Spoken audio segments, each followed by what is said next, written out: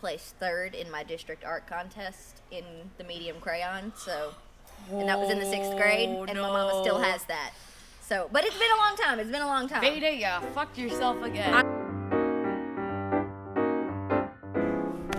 Hey everyone, it's me, Veda Scott, here with Drawing Power, which is officially the name. It was going back and forth. I like it. I like it. Okay, so thus far, it's only been me who's been apprehensive about the name Drawing Power. Okay, But yeah. so far, it's been pretty universally. No, Drawing Power's perfect. Okay, that's it. Gia says that's it. Yes. So that's it. Yeah. And I'm here with Gia Miller. Hi. We're switching it up a little bit here for you. Oh, yeah. Because you, in general, are the interviewer. Yeah, This is odd for me. Yeah. I'm typically not the one being interviewed. Well, you get props to help with it, too. Oh, So, as we all know, occasionally this sit-down interview format, it can be a little sure. awkward. I'm not sure what to do with my hands. So, here's what I'm going to have you do. Hold on to this pad of paper. All right. I'll have my own pad of paper. Here's the premise for Drawing Power. Okay.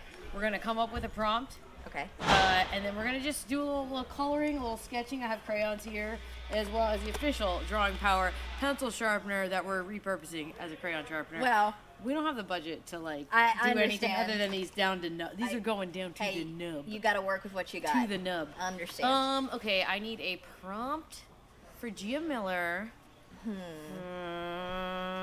Okay, I have one. Okay. Recently, we've been doing a lot of pop culture type things. Okay. And I mean this as the highest compliment. You have extreme Dolly energy about you.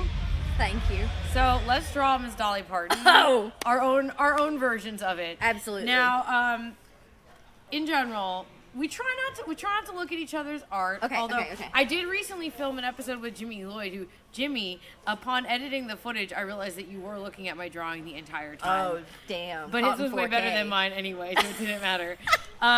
Okay, so we'll do a little drawing here with Dolly. Okay, We have a little chat. Okay. And again, I'm waiting for you to ask me questions, but that's not what we're doing this time. Okay.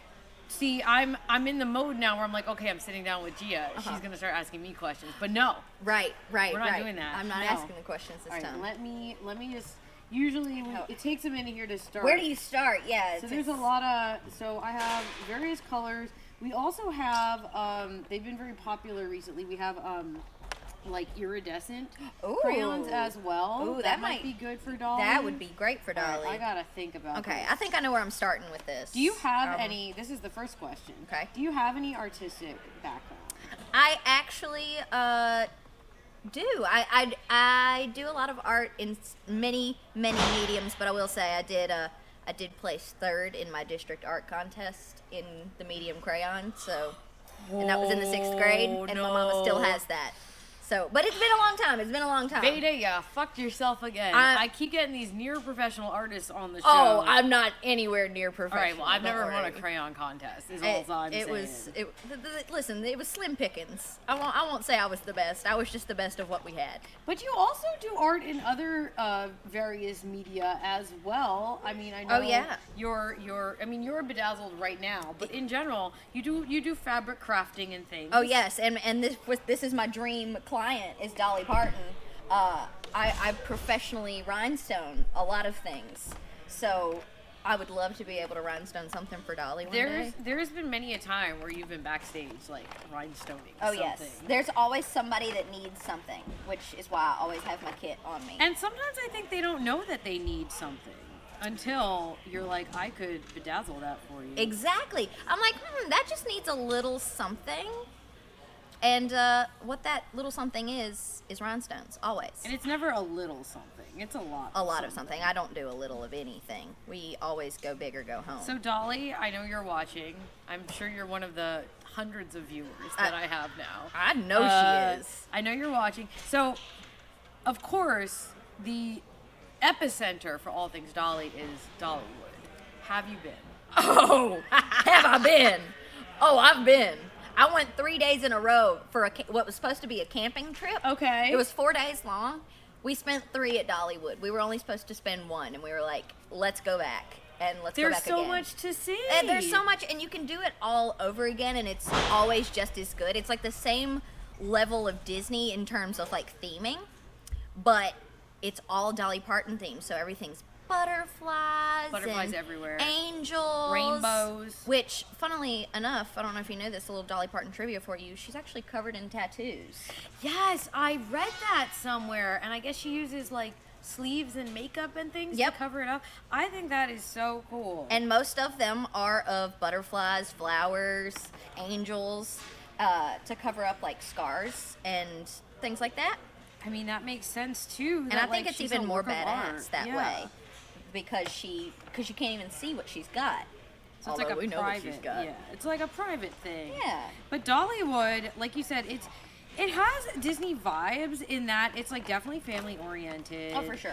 And it's a kind of park where you can go and like grandma can go and doesn't have to go on the roller coaster. Right. It's like clearly by design. There's a little something for everybody, and their shows, which I actually have a lot of friends from college who, because theater, ended up at Dollywood in the productions. So, you know, you might pop in and see one of Gia Miller's old classmates if you head on down to Dollywood. And I recently read an article about them retheming there's like a museum at Dollywood. Oh. And I think they're redoing it, because when I was there the last time I was there, not the only time I was there, the last time I was there, the Chasing Rainbows Museum, which has all of like old Dolly clothes and things. Oh yeah. was closed for refurbishment, and apparently they're turning it into like a whole experience. They're improving it. So I'm withholding judgment on that, because the old one was pretty good, but it was like, how shall I say this? If you're not a full-on Dolly enthusiast, it is like, or someone who just really loves museums, it was a little boring. It's just closed. Sure. They're just walking through stuff. So I'm sure they could zhuzh it up a little bit, but I thought it was pretty good. Sure. I will never complain about seeing Dolly's clothes or anything she's got. Just like these teeny tiny little outfits too, because she's a tiny little lady, and they're just covered in sequins. It's so cool. And you mentioned, though, you had friends from theater in college who work at Dollywood, which, of course, now we have to talk about this. Your college experience, you've spoken to me a little bit about this before. You were in a sorority, I believe? Yes, I was in a sorority. I did the whole American college experience, especially for the South. I went to the University of Alabama, Roll Tide. So it was quite an experience, to say the least. So I remember the first time I ever talked to you about this, and it really solidified a lot of things for me in that, so when I was growing up, and I was growing up in like the northeast of the United States, and like, I don't know, sororities and Greek life, I was like, oh, that's not really like, that's not really my thing. I can't relate to any of this. It wasn't like part of the culture. And then I saw Legally Blonde, and I was like, wait a second. This is great. Oh my gosh, they're so supportive, and like, and everything's cute. Oh yeah. And then I met Gia Miller, and I was like, oh my god, it's Elle Woods, but real life. And I wish it was that way. So let me just, I will use the cinematic version of it, but that really like turned me around, where I was like, okay, I can see this. Oh yeah, and I have plenty of sisters that I'm still friends with to this day. It's actually my sorority sisters. That's how I met Ace Austin. That's how I ended up in wrestling. Yes. So I have them to thank for a lot of stuff. But we really kind of banded together in terms of that support, because otherwise it's tough. It was tough out there. It was crazy. And you were also involved in theater though too, which is I like was. Its own sort of like insular world. Oh, absolutely. It is its own. I'm having some trouble here. Hold on. We don't want to get too deep. Yeah, we don't want to get too deep in like the trauma. Oh yeah, no. But it was a unique experience, and I wouldn't trade it for the world, because it really did. It prepared me for wrestling. It prepared me for any sort of show business, for sure. And and it's because of theater that I actually ended up meeting my very first wrestler before Ace Austin, which was Deborah. She had gone back to college. She's a sweetheart. Gone back to college at the same time I was in college, and through like word of mouth, like, oh, I had a friend that used to be a wrestler, and I'm like, oh, did you? And I found out it was a woman. I'm like, oh, that's actually pretty rare. Yeah. Typically, it's somebody's brother's cousin that's been a wrestler. Right. And he was like, yeah, she was actually a champion in the WWF, and I'm like, Which she was, I was like, famously. well, hold on. Wait, who are we talking about? What is this person's name? He was like, her name's Deborah. And I was like Deborah? Come on now. And then we ended up having dinner together, and it was a fun time. I don't know Deborah personally, but I've interacted with her at conventions and things, and I've only ever heard that she is just a very, very sweet lady. Very sweet. Going back to school, I love that. Yeah. And she went for criminal justice, and now she works in the DA's office in New Orleans. Wow. So shout out Deborah.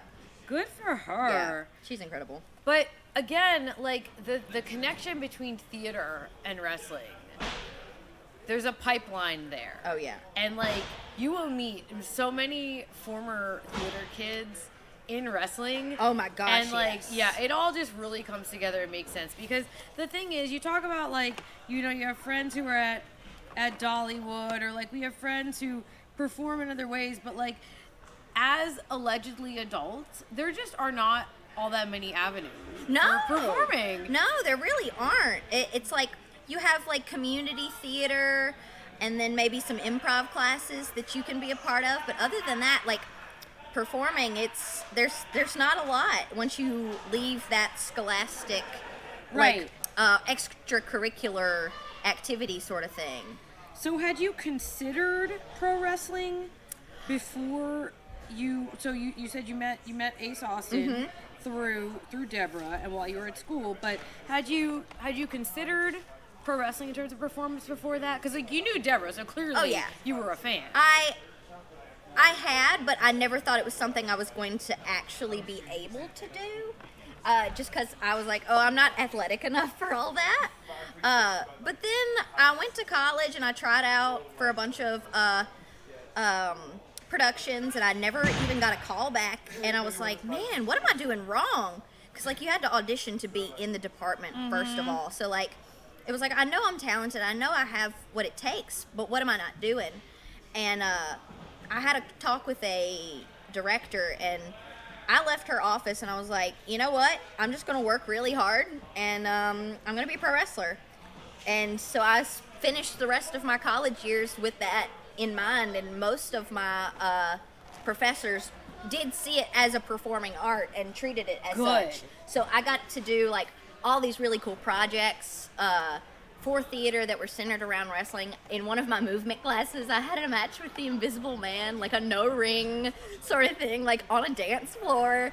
It was amazing. It was something, and it was an automatic A because nobody else was going to do anything like that. So there was no comparison. It was like, wow, this is the best thing we've ever seen. But like, how refreshing is it though that your teachers and other people, you know, in your program that we're looking at it as performing art? Because that's what it is. It absolutely is.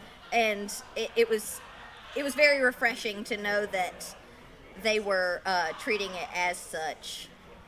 So it was it was a really great place to learn, and they didn't even know all of the things that they were teaching me that were going to benefit me in the long run. I credit one of my movement teachers for teaching me how to sell in a day.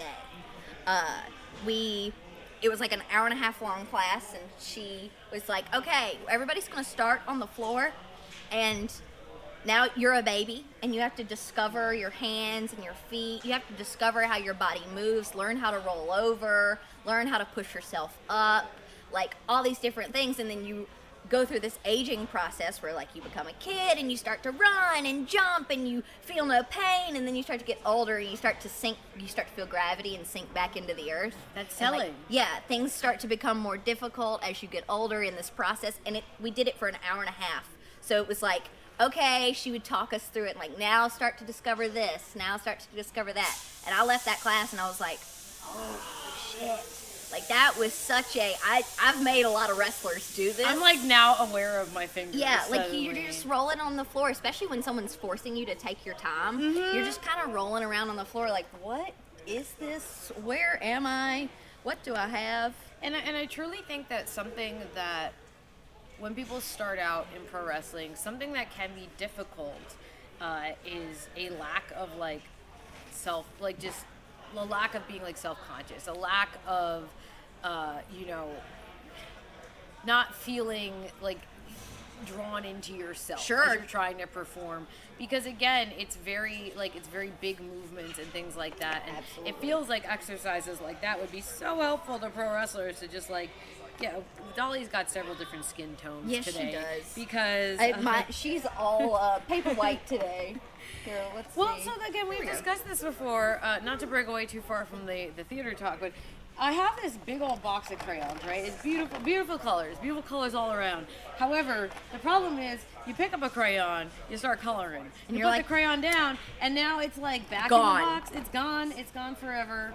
So sorry, Dolly. I'm trying to find an appropriate color. She has a little spray tan today. And her look has been fairly consistent, but has changed over time. Oh. There's been different shades of blonde in the hair. So. Absolutely. She gets a little rock and roll here and there. What is this? Which This actually looks reminds me, I greenish. think I want to add some highlights or some lowlights to her hair so we can get a little dimension in here. Is this yellow? I don't know. It's hard. It was tough to find a yellow. So the other thing too is that like sometimes the wrapper is not the color of the crayon. Right. I had Athena on here a few weeks ago, and we drew minions, which famously are a yellow. Yes. A yellow color. Uh-huh. And we were both searching for the same sort of yellow, and she must have found it first because the color that I had was basically orange, and my minion was a little crispy, spent a little too much time in the sun. This is kind of coming together though. Dolly, I feel better about this than I have about other famous folks that I have drawn in the past. The hardest thing, of course, being that it's difficult to get it from your brain Oh yes. to the paper. Absolutely. So you start working in pro wrestling originally with the goal of wrestling. Yes. Right? Which you still do, by the way. I do here on, and there. on some occasions. I do still make it to the ring. You and I are very similar in that We are. we dibble and dabble in the do. ring when it's fun. We are jacks of all trades, masters of none. If you wanna what my mama toss calls us me. in there, yeah. If you wanna toss us in there, you can throw us around. Oh, It's yeah, fine. yeah. It's fine. We're always down. to I had a work. match last night, actually. Oh, yeah? Where was it? Well, I didn't win, but I Oh. didn't technically lose either. It was a That's- scramble. hey, but you that's never what know. matters. It could bust out in time. But you thought, like, you're going in the direction of wrestling, and then how exactly did you transition into a broadcaster type of capacity? It is just like most anything in pro wrestling. It was right place, right time. Yep. And I was visiting. It was the last set of Impact tapings before COVID. It was Okay. in Atlanta. And So, I was like, just going to go Early 2020. early something like that? 2020. It was February, I think. I was just going to go sit in the crowd because I was scared. I was not experienced enough to really have anything to offer on the show. At least in my brain, I didn't. So I was like, oh, I'm just going to go sit. You like, didn't feel comfortable being like, oh, I wrestle. Yeah, Can no. I wrestle on the show? I didn't, and I didn't know anybody to do any sort of ring crew thing. The only person that I knew well in the back was Austin, because he had already started working there. And the last thing I wanted to do was show up and be like, I was Austin's girlfriend, because I wanted to make a name for myself. And you had just you were starting to I wrestle at this had point. just started, and I had made it a point to not even train where he had trained because, like, I wanted to go start on my own. And lo and behold, my trainer and my tag team partner was booked on the show. Okay. Action Mike Jackson, 73 years old. Hold on. Pause. Not to interrupt your story, Y'all. but if you don't know Action Mike Jackson and you're not familiar with his Look him work, please go look him up. And I mean, when I say not familiar with work, I mean like matches that he had like 2 days ago. Yes. Because my man is still out there and he's still going. He He's wrestles awesome. every weekend like he is 25 years old. Incredible. He started in 72, I think, was when he started his Sounds career. about right, yeah. So he's been around, and he has wrestled all your favorite wrestlers, but he was booked on the show, and he was like, "Oh, girl, don't worry, you come with me." And I was like, "Okay." We show up at call time. They just are like, "We're not sure what to do with you." They stuck me in the women's locker room. There were only 2 people there, one of which was Madison Rain. End up striking a conversation up with her. In walks Jessica, who I've known for years at this point. Madison goes to introduce us, and she's like, "Oh my gosh, Madison's like, how do you know each other? That's when she's like, oh, she dates Ace Austin. Madison's like, well, I'm glad you didn't lead with that. We'd be having a very different conversation. And I was like, woo, okay, good. Which, shout out Madison Rain also. Yeah. She is a real one as She well. absolutely is. She's no bullshit. So cool to see her just continuing to kill it. I know. Like- Such an incredible career, and she's still going. Still going. Like, and just as beautiful as day one. Yes, and like just someone who, be it backstage or in the ring, she's like doing all. She's actually doing more in terms of like backstage stuff now than like ever before, which to me is so important. But yeah, shout out Madison Rain as well, Yeah, and of Billy course Ray. Jessica. But so you're backstage. Yep. And chilling. And Madison is calling her match with Jess, and she's just kind of, she asked Jess, she's like, do you think she could be a backstage interviewer? And Jess is immediately like, yes, ask her. Because that's another thing in pro wrestling. Like, anytime someone's like looking for someone to fill a job, and like you like just number one, first of all, you're always gonna be like, yes, I can do that. Yep. I will figure it out if I can't. Even if I or can't. like if someone asks like, hey, do you know anyone who can do X? Like, yes, I do. I will find a person to do that thing, and I will figure it out. Yep. Like, that's number one. Just, Yep. we will fake it till we make it. And so she asked me if I wanted to try out, and I said, absolutely, of course I do. And funnily enough, I had, in addition to that theater degree, had a degree in journalism as well. So it was like, okay, perfect storm. I can do this. I know enough. And fell through that day. You know, hey, best it could have gone. Foot in the door. I was so excited. COVID happens. Shutdowns happen. I was visiting Austin for spring break, and they started talking about closed set tapings. I was quarantined with talent, so they were like, well, just bring her with you. And Oh right, yeah. yep, so I went down to Skyway, did the closed set tapings, and I was decent enough that they kept me around. And Shut the front door. yeah, I'm going to stop you again. We need to give a public service announcement here. Gia Miller was not decent enough. She's freaking incredible. Like, truly, you really, like, it truly changed, like, the whole vibe of what was going on with Impact. well, it really I did. appreciate that. No, it really did. Like, there's a certain amount of, like, it's a comfort level, and it's just like you bring things out of people. You're a Sure. very excellent interviewer. The sit down stuff that you do is great. Thank You're you. starting to do commentary now. Oh, that's been the biggest challenge. Oh my we gosh. called a show together for Revolver back in we back in October, I think it was. Yeah. Which feels like it was yesterday, but also a year and a half ago. It I'm not moves sure. so fast. With Renee Paquette, the best. Uh-huh. And we had so much fun. And all I want to do is call more wrestling with you, but you're killing it. So I just needed to like pause the whole broadcast. Don't listen to her. She's a dirty, dirty liar. She freaking rules.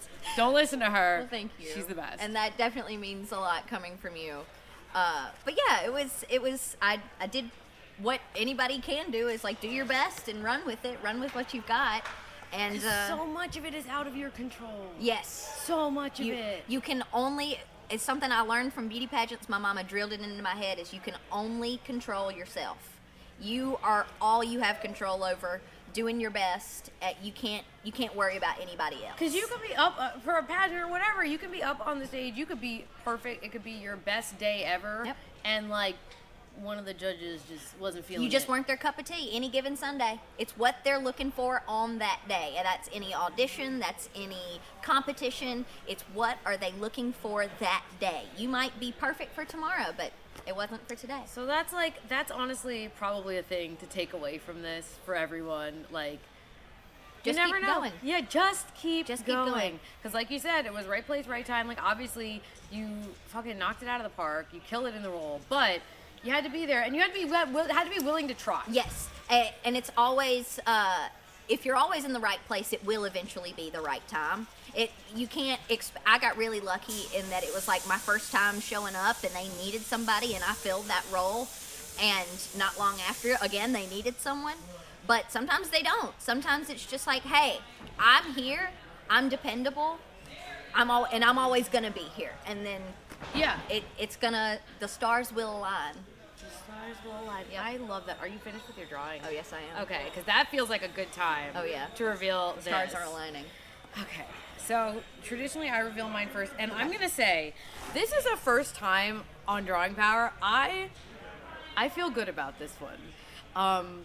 There have been some reveals where I already knew that like not ready for prime time on this drawing. I'm excited for this one. So it's a little as I'm looking at it, it's a little Miss Piggy coated as well. No, that's perfect. But Dolly has Piggy vibes. Oh, a little absolutely. bit, and Piggy has Dolly vibes. Absolutely, they're both glamorous queens. I love the blown out. It's almost Farrah Fawcett feeling, but the big hair and the fringe. I mean, if you showed me this picture and didn't tell me who it was, I would know who it was.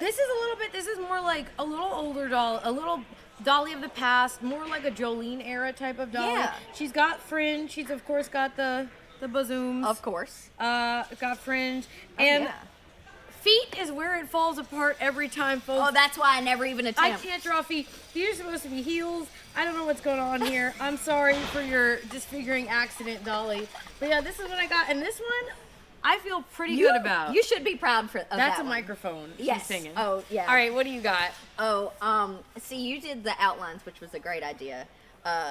Oh, We do okay. have, is it same thing. We've got the lips, very we've similar. got the eyes, we've got the hair, we've got the bazungas. I did not even attempt feet. She just, But she's got a cute little dress on. she here. just, yeah. We've got a dress little number, and typically she doesn't even show her arms and her boobs, but we're pretending it's mesh because she loves mesh. Because I think that covers the Yes, tattoos a little bit, she too. loves mesh. She loves a mesh chest. And we got she's holding a guitar here She because is. famously she plays, she's a musician, she's writing songs, she's Oh, doing yeah. it all. I like your little my your glitter. background glitter. I just felt like she needed a little extra sparkle. And you got like the little highlights in the hair. Oh yeah, give All the right. hair some dimension. So I feel like honestly, you can tell that these both were crafted with love. Absolutely, these are both like when you say Dolly, we know Dolly. She We came know out of our Dolly. soul. Dolly truly just, in terms of my formative years as my personality and as a human being, Dolly has been important. But yeah, I think Wow. these two we can be proud of. These are not These can be are not framed. shameful results. No, these yeah. could be framed. I think these need to go These on. could if hang there's up in the new Dolly Museum. Oh, we're submitting them. Absolutely. So now my dream is, of course, to go to Dollywood with Gia Miller.